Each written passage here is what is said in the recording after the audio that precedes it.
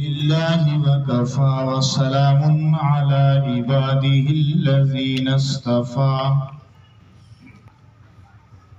خصوصا على سيد الرسل وخاتم الأنبياء أما بعد فأعوذ بالله من الشيطان الرجيم بسم الله الرحمن الرحيم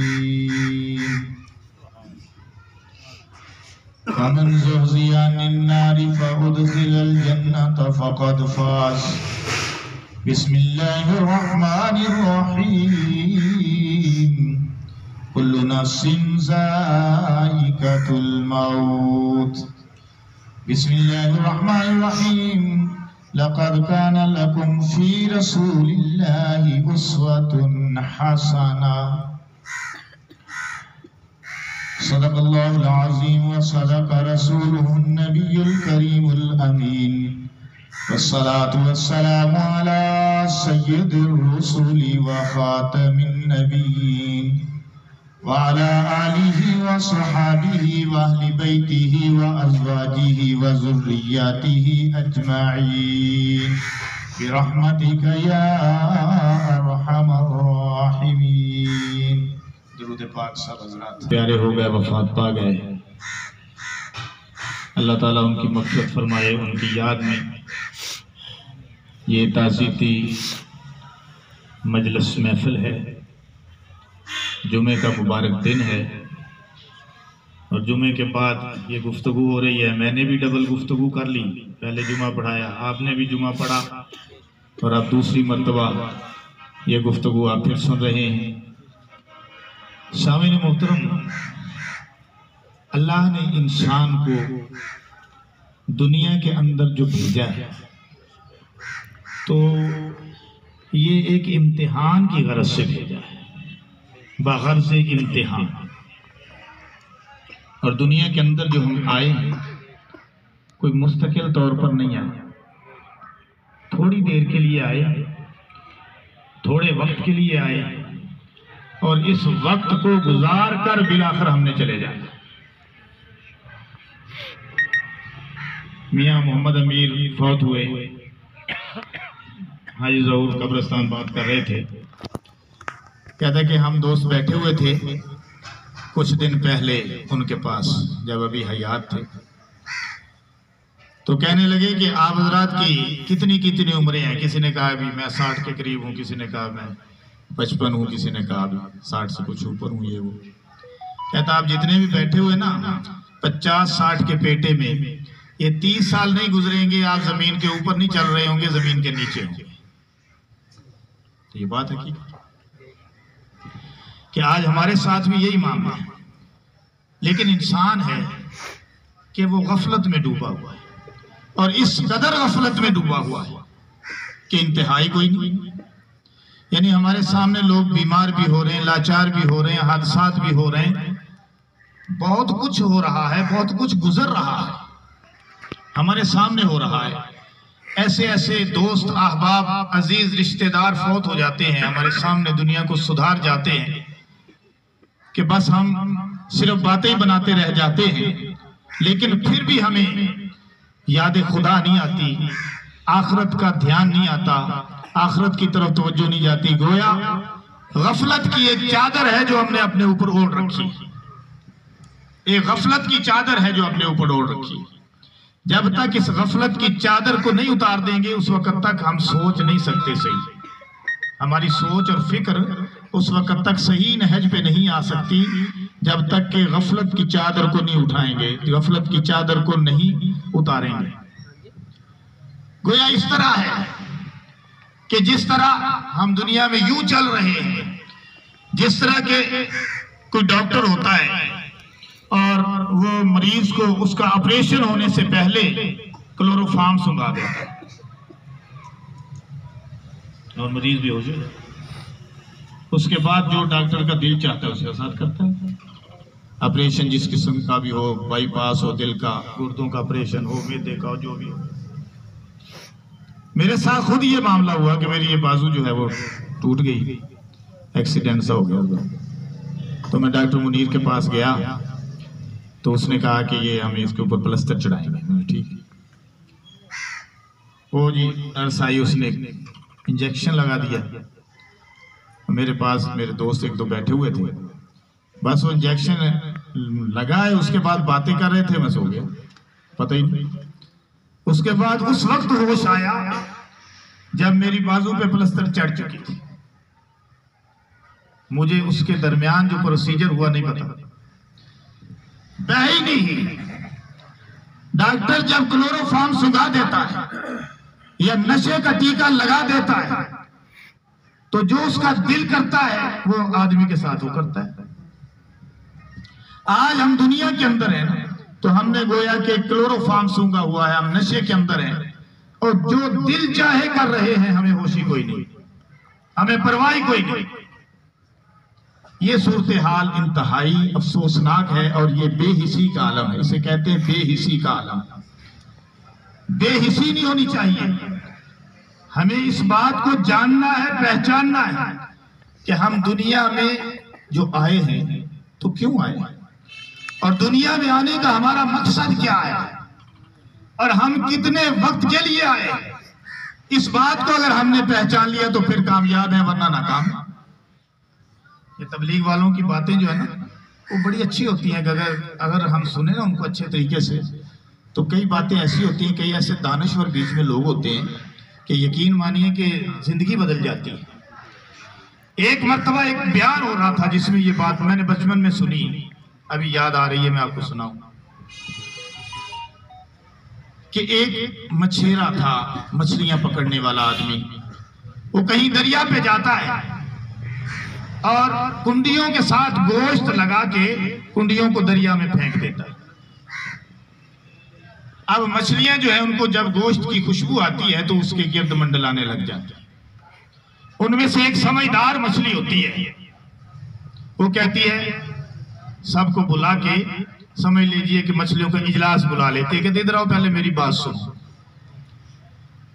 تو جب قریب آ جاتی ہیں تو کہتی ہے دیکھو یہ جو کنڈیوں کے ساتھ تمہیں گوشت نظر آ رہا ہے نا, یہ بہت بڑا دھوکہ ہے, یہ بہت بڑا دھوکہ ہے. لہٰذا اس گوشت کے قریب نہیں جانا, اس کو منہ نہیں ڈالنا. جو اس کی بات کو لے لیتی ہیں, اس کی بات کو فالو کر لیتی ہیں, وہ کہتی ہیں ٹھیک ہے, بہت اچھی بات کی ہے. لیکن جو بے وقوف مچھلیاں ہوتی ہیں جو اس کی بات کی پرواہ نہیں کرتی, وہ کہتی ہیں کیا ہے, جو سامنے ہے وہی حقیقت ہے. حالانکہ وہ جو سامنے تھا وہ حقیقت نہیں تھی, وہ دھوکہ تھا. اور حقیقت اس کے پیچھے تھی کہ جہاں مچھیرا تھا اور جہاں اس کے پاس ہنڈیا بھی تھی اور جہاں کوکنگ آئل بھی تھا اور جہاں لکڑیاں بھی تھی, آگ جل رہی تھی اور چوریاں اور کانٹے تیار تھے, کتا بھی پاس بیٹھا ہوا تھا. حقیقت وہ تھی, لیکن اس سے انہیں حقیقت نظر آ رہی نہیں تھی. تو سمجھدار مچھلیاں پیچھے ہٹ گئیں اور جو بے وقوف تھی وہ آگے بڑھ گئی, اور جو ہی گوشت کو منہ ڈالا تو وہ تو کنڈی تھی, وہ تو کنڈیاں تھی نا, وہ حلق کے اندر پھنس گئی. اور جو ہی حلق میں پھنسی, مچھیرے کو ان کا وزن معلوم ہوا تو اس نے کھینچنا شروع کر دیا اور کھینچا, اور مچھلیاں باہر. جب باہر آئیں تو انہوں نے اپنی حقیقت کی آنکھ سے دیکھ لیا. سمجھ رہے نا بات, حقیقت کی آنکھ سے دیکھ لیا, عین الیقین آ گیا. کیونکہ عین الیقین بن دیکھے نہیں آتا. عین الیقین آ گیا کہ یہ جو بڑی مچھلی نے ہمیں بات بتائی تھی نا, بڑی بی نے, تو وہ صحیح بتائی تھی, اس کے پیچھے بہت بڑی حقیقت ہے. اب یہاں سے کہیں جانے کا چارہ کوئی, اب کچھ نہیں ہو سکتا. اب پھنس گئی ہیں, مچھیرا بھی موجود ہے, چھریاں بھی, ابھی ہمیں تھوڑی دیر کے بعد بنا لیا جائے گا اور ہنڈیا میں سالن ہمارا بنا لیا جائے گا, اور بس. حضرات گرامی, بالکل یہی بات ہے کہ ہم دنیا کے اندر ہیں لیکن ہم اس کی حقیقت کو جان نہیں رہے, پہچان نہیں رہے. اور علماء کی باتیں, بلکہ انبیاء سے شروع کریں, انبیاء کی باتیں, صلحاء کی باتیں, اصحاب پاک کی باتیں, اولیاء کی باتیں, فقہاء کی باتیں, اصفیاء کی باتیں, اتقیاء کی باتیں، علماء کی باتیں ان کے اوپر سے گزر جاتی ہیں، لیکن جو سمجھدار ہیں ان کے لیے ایک بات ہی کافی ہوتی ہے، یعنی ایک قطرہ ہی سمجھنے کے لیے کافی ہوتا ہے، اور وقت پہ جو ایک قطرہ ہے وہ ابر خشک اندام کا جو بہت ہوتا ہے، اور اس سے سارا کھیت جو ہے وہ لہلہانے لگ جاتا ہے، لیکن اگر وقت گزر جائے تو وہ قطرہ پانی کا بھی جو ہے وہ بیکار جاتا ہے۔ تو عزیزان گرامی، ہمیں اس بات کو سمجھنا چاہیے، میرے اور آپ کے نبی امام الانبیاء محمد الرسول اللہ صلی اللہ علیہ وسلم کو اللہ نے ہماری طرح مبعوث فرمایا، اور اس طرح مبعوث فرمایا کہ اپنی محبوبیت کا سرٹیفکیٹ عطا فرمایا، اس طرح عطا فرمایا کہ ختم نبوت کا تاج پہنایا، اس طرح ہماری طرح مبعوث فرمایا کہ آخری شریعت، آخری دین، آخری کتاب دے کر مبعوث فرمایا۔ اس نبی کی اللہ نے پیروی کے اندر ہماری نجات رکھ دی، اور آپ صلی اللہ علیہ وسلم کی حیات طیبہ کو ہمارے لیے اسوہ حسنہ قرار دے دیا۔ قرار دیا ہے کہ نہیں؟ لَقَدْ كَانَ لَكُمْ فِي رَسُولِ اللَّهِ أُسْوَةٌ حَسَنَةٌ۔ حضور آئے تو سر آفرینش پا گئی دنیا، حضور آئے تو سر آفرینش پا گئی دنیا، اندھیروں سے نکل کر روشنی میں آ گئی دنیا، بجھے چہروں کا سنگ اترا، ستے چہروں پہ نور آیا، حضور آئے تو انسانوں کو جینے کا شعور آیا، یتیموں اور ضعیفوں کو پناہیں مل گئی آخر، حضور آئے تو ذروں کو نگاہیں مل گئی آخر، خرد کی شمع فروزی جنوں کی چارہ فرمائی، زمانے کو اسی امی کے صدقے سے سمجھ آئی، ضمیر اس گھر سے نسبت نہ رکھے گر لوہے پیشانی، کہ کشکولے گدائی ہے درویشی ہو کے سلطان۔ حضور کی تشریف آوری دراصل اس طرح ہے کہ گویا انسانیت کو، انسانوں کو نجات دہندہ مل گیا۔ رب کا تعارف حضور نے کرایا، دین کا تعارف کرایا، میرے اور آپ کے نبی صلی اللہ علیہ وسلم کے ارشاد عالی شان کی روشنی میں اللہ نے قرآن میں فرمایا، اللہ نے فرمایا وَكُنْتُمْ عَلَى شَفَا حُفْرَةٍ مِّنَ النَّارِ فَأَنْقَذَكُمْ مِنْهَا۔ میرے نبی، میرے رسول، میرے محبوب امام الانبیاء محمد الرسول اللہ کی تشریف آوری سے پہلے تم سب لوگ آگ کے گڑھے کے کنارے یعنی جہنم کے کنارے پہنچ چکے تھے، ہم نے اپنے رسول کو بھیجا اور تمہیں نجات عطا فرما دی۔ سبحان اللہ۔ وہ آئے جن کے آنے کی زمانے کو ضرورت تھی، وہ آئے جن کے لیے بے چین فطرت تھی، وہ آئے نغمہ داؤد میں جن کا ترانہ تھا، وہ آئے گریہ یعقوب میں جن کا فسانہ تھا، وہ آئے جن کے لیے مضطرب تھی وادی بطحا، وہ آئے جن کے قدموں کو کعبہ ترستا تھا۔ آپ کی تشریف آوری کو معمولی، پھر آپ علیہ السلام کی اللہ نے حیات طیبہ کو اس طرح سرٹیفکیٹ عطا فرمایا، فرمایا اطیعوا اللہ و اطیعوا الرسول، اللہ کی اطاعت کرو، اس کے رسول کی اطاعت کرو۔ لَقَدْ كَانَ لَكُمْ فِي رَسُولِ اللَّهِ أُسْوَةٌ حَسَنَةٌ، بلکہ یہاں تک فرما دیا کہ رسول اللہ کی اطاعت دراصل اللہ کی اطاعت ہے۔ اس پیغمبر کی اطاعت کو اللہ نے اپنی اطاعت قرار دیا۔ اس سے بڑھ کر آپ کو ایک اور بات بتاتا ہوں، بلکہ اللہ نے یوں فرمایا وَإِن كُنتُمْ تُحِبُّونَ اللَّهَ فَاتَّبِعُونِي يُحْبِبْكُمُ اللَّهُ، اگر تم یہ چاہتے ہو کہ اللہ تمہیں اپنا محبوب بنا دے تو میرے نبی کی سنت کو، پیروی کو، اطاعت کو اختیار کر لو، اللہ تمہیں اپنا محبوب بنا لے۔ سبحان اللہ۔ یہ معمولی بات نہیں، ذرا اس کو سمجھ لیں، یہ معمولی بات نہیں ہے۔ اللہ کا محبوب ہم بننا چاہتے ہیں کہ نہیں؟ ہم چاہتے ہیں اللہ ہم سے محبت کرے، ہم اللہ سے محبت کریں۔ جس کو اللہ کی محبوبیت کا سرٹیفکیٹ مل گیا اس کو اور کیا چاہیے؟ تو اللہ نے اپنی محبوبیت کے لیے، اللہ نے اپنی محبت عطا کرنے کے لیے ایک شرط لگا دی ہے، اور وہ شرط ہے اطیعوا الرسول، کہ میرے نبی کی پیروی کریں۔ آپ ہم جو کہہ دیتے ہیں نا آج کے یہ سنت یہ کیا ہے، کتنی افسوسناک بات ہے اور کتنی بے حسی کی بات ہے کہ ہم کہتے ہیں یار داڑھی نہیں رکھی، کوئی نہیں، سنت ہی ہے، کون سا فرض ہے؟ تو اللہ جو اطیع اللہ و اطیع رسول کا حکم دے رہے ہیں وہ کہاں چلا گیا؟ جو اسوہ حسنہ کی بات اللہ فرما رہے ہیں، جو حکم دے رہے ہیں وہ کہاں چلا گیا؟ نبی کی ایک ایک ادا کے اندر نجات ہے، یاد رکھیے، نبی کی ایک ایک ادا کے اندر نجات ہے۔ میں بس بات اسی پہ ختم کروں، اپنے نبی کو دیکھو، اپنے نبی کی زندگی کو فالو کرو، کہ جس کو اللہ نے اسوہ حسنہ قرار دیا. ہم غیروں کی زندگیوں کو دیکھتے ہیں, ہم اپنے بال بناتے ہیں تو غیروں کو دیکھ کر, ہم داڑھی رکھتے ہیں. افسوسناک بات یہ کہ آج کل نوجوانوں نے سکھوں کے سٹائل پہ داڑھی رکھ لی. ارے نبی کی سنت کے مطابق رکھتے, سکھوں کے سٹائل پہ بال بنا لیے, سکھوں کے سٹائل پہ داڑھی رکھ لی. اور وہ کرکٹ والے کو مجھے دیکھ کے افسوس ہوتا ہے کہ یقین مانیے کہ اس نے اسی طرز کی داڑھی بنائی اور پیچھے پونی بھی کر لی. یہ نبی پاک صلی اللہ علیہ وسلم پونی کیا کرتے تھے؟ آپ کی زلفیں تھیں, کندھوں تک بھی آتی تھیں, کانوں کی لو تک بھی رہتی تھیں, لیکن آپ پونیاں شونیاں تو نہیں کرتے تھے نا. تو یہ ہم نے کہاں سے لے لیا؟ ہم انگریز کے طریقے کو اپنانا چاہتے ہیں, ہم ہندو کو فالو کرنا چاہتے ہیں, ہم سکھوں کے سٹائل کو اپنانا چاہتے ہیں, اور اپنے جدید ذہن کے تحت کہ جی ٹھیک ہے جی یہ سٹائل ہے جی, یہ ان ہے, آج کل یہ سٹائل ان ہے. ارے سٹائل سٹول سارے دھرے رہ جائیں گے. سب سے پہلے قبر میں جو سوال ہوگا اس کی تیاری کرو. مر ربو کا, تیرا رب کون, ما دینو کا, تیرا دین کیا. اور نبی پاک صلی اللہ علیہ وسلم کی بعض روایات میں آتا ہے کہ شفیع پیش کی جائے گی. گویا رسول پاک صلی اللہ علیہ وسلم سامنے کر دیے جائیں گے اور پوچھا جائے گا کہ اس آدمی کے متعلق تمہارا کیا خیال ہے. اگر نبی علیہ السلام کی سنت سر سے لے کر پاؤں تک اپنائی ہوگی تو ہم کہیں گے کہ یہ میرے نبی صلی اللہ علیہ وسلم ہے, اللہ کے محبوب ہیں, امام الانبیاء ہے, ختم الرسل ہے, سید الاولین ہے, امام الاخرین ہے, محمد پاک صاحب الاولاد صلی اللہ علیہ وسلم ہیں, یہ تو میرے نبی ہیں. اگر رسول پاک صلی اللہ علیہ وسلم کی زندگی ہماری زندگی میں نہیں آئے تو کیا جواب دیں گے؟ اس بات کی تیاری کرنی. وہ تبلیغ والے کیا کہتے ہیں کہ دنیا کے اندر رہتے ہوئے آخرت کی تیاری کرنی ہے, کیونکہ آخرت میں پھر موقع ملے گا.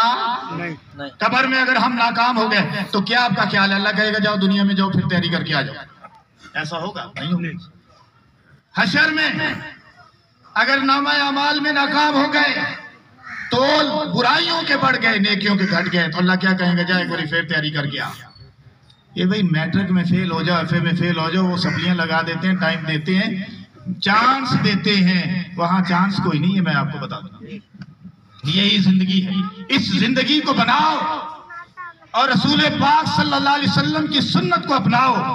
آپ کے چلنے میں, آپ کے پھرنے میں, آپ کے اٹھنے میں, آپ کے بیٹھنے میں, آپ کے سونے میں, آپ کے جاگنے میں, آپ کے طعام میں, آپ کے آرام میں, آپ کے بستر پر جانے میں, آپ صلی اللہ علیہ وسلم کے کھانا کھانے میں, آپ کی سفارت میں, آپ کی وزارت میں, آپ کی حکومت میں, آپ کی حکمرانی میں, آپ کی قضاءت میں, آپ کی راحت میں امت کے لیے نمونہ موجود ہے کہ نہیں ہے؟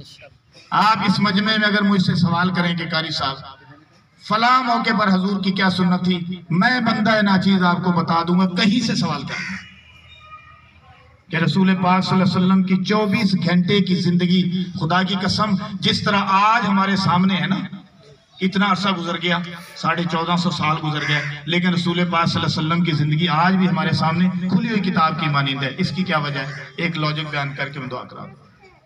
اس کی کیا وجہ ہے کہ آج بھی بالکل سامنے ہے ہمارے, گویا آئینہ ہے آپ, اور آپ کو دیکھ کر ہم اپنی زندگی کے شب و روز کو درست کر لیں. یہ کیوں ہے؟ ایسا کیوں ہے؟ کسی کی زندگی اتنی محفوظ نہیں, کسی کی سیرت اتنی محفوظ نہیں, کسی کی سوان عمر اتنی محفوظ نہیں جتنی امام الانبیاء آمنہ کے در یتیم کی حیات طیبہ محفوظ ہے. وجہ کیا ہے؟ وجہ یہ ہے کہ اللہ نے قرآن میں حکم نہیں دیا اطیعوا اللہ و اطیعوا الرسول, اطیعوا الرسول کا حکم دیا, اطیعوا الرسول فقد اطاع اللہ کا حکم دیا. اللہ نے قرآن میں لقد کان لکم فی رسول اللہ اسوۃ حسنہ فرمایا. اگر فرمایا کہ میرے نبی کی زندگی کو فالو کرو تو اس طرح صحابہ کے لیے نہیں فرمایا, تابعین کے لیے نہیں فرمایا, تبع تابعین کے لیے صرف نہیں فرمایا, ائمہ مجتہدین کے لیے نہیں فرمایا, صرف محدثین کے لیے نہیں فرمایا, صرف مفسرین کے لیے نہیں فرمایا, صرف علماء کے لیے نہیں فرمایا, بلکہ قیامت تک جو انسان, قیامت کی صبح سے پہلے جو انسان آئے گا اس کے لیے بھی میرے رب کے نبی امام الانبیاء کی حیات طیبہ نمونہ ہوگی. اتنی کامل آپ کی حیات ہے. پھر آپ کی خان کی زندگی، آپ کی باہر کی زندگی، آپ کی مسجد کی زندگی، آپ کے گھر کی زندگی، آپ کی جہاد کی زندگی، آپ کے میدان جنگ کی زندگی، آپ کے امن کی زندگی، آپ کے بازار کی زندگی، آپ صلی اللہ علیہ وسلم کی تجارت کی زندگی، آپ صلی اللہ علیہ وسلم کی زیارت کی زندگی، آپ صلی اللہ علیہ وسلم کے بطور استاد کی زندگی، بطور شوہر کی زندگی، بطور باپ کی زندگی، ساری زندگی گھر کی باہر کی ہمارے سامنے کھلی ہوئی کتاب کی مانند ہے۔ آپ نے کھایا کس طرح، آپ نے پیا کس طرح، آپ نے پانی کس طرح پیا، آپ نے کھانا کس طرح کھایا، کیا کیا کھانا تناول فرماتے تھے، آپ کی سواریاں کیا تھی، آپ اٹھتے کیسے، بیٹھتے کیسے، سوتے کیسے، جاگتے کیسے، ساری زندگی ہمارے سامنے ہے۔ بتائیے پھر آپ صلی اللہ علیہ وسلم کی حیات طیبہ کو اپنانا چاہیے کہ نہیں؟ اور آپ صلی اللہ علیہ وسلم وہ ہیں جو اللہ کے محبوب، آپ کی پیروی کے اندر نجات ہے۔ خدا کی قسم کسی اور کی پیروی میں نجات نہیں ہے، چاہے جتنا مرضی بہترین سٹائل اپنا لے۔